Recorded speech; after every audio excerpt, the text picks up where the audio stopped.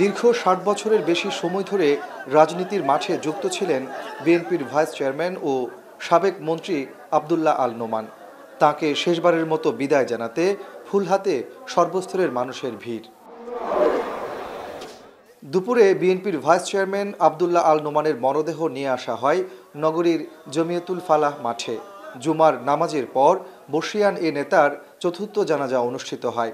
দলের নেতাকর্মী ছাড়াও বিভিন্ন রাজনৈতিক, সামাজিক, সাংস্কৃতিক সংগঠনের নেতৃবৃন্দ সহ সর্বস্তরের মানুষ এতে অংশ নেন। জানাজা শেষে বীর মুক্তিযোদ্ধা এবং রাজনীতির অঙ্গনের এই কিংবদন্তিকে গার্ড অব অনার প্রদান করা হয়।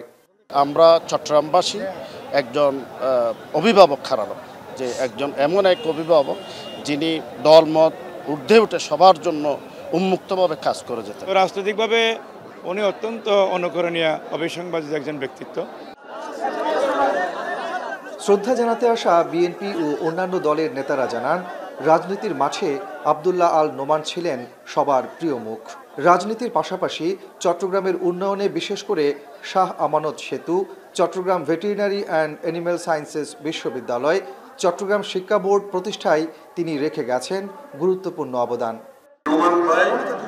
একজন পরিপূর্ণ একজন রাজনীতি, উনি ছাত্র নেতা ছিলেন, উনি কৃষক নেতা ছিলেন, উনি মূল রাজনীতি করেছেন, উনি সামাজিক আন্দোলনে জড়িত ছিলেন এবং অত্যন্ত বিনয়ী ভদ্র একজন মানুষ। তৃতীয় কর্ণফুলী সেতু থেকে শুরু করে শিক্ষা বোর্ড থেকে শুরু করে চট্টগ্রাম মেডিকেল কলেজের অনেক স্থাপনা, জেনারেল হসপিটালের স্থাপনা, জামিয়াতুল ফালাহ মসজিদের উন্নয়ন থেকে শুরু করে এবং চট্টগ্রামের যে উন্নয়নগুলো আজকে চোখে পড়ছে, প্রতিটি উন্নয়নের পিছনে যে মানুষটির হাত রয়েছে সেটা হচ্ছে আব্দুল্লাহ আল নোমান।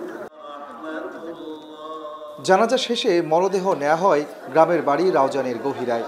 সেখানে পারিবারিক কবরস্থানে দাফন করা হয় তাঁকে। মঙ্গলবার ভোরে ঢাকায় ইন্তেকাল করেন বিএনপির ভাইস চেয়ারম্যান ও সাবেক মন্ত্রী আব্দুল্লাহ আল নোমান। কাজী মাহফুজ, এখন চট্টগ্রাম।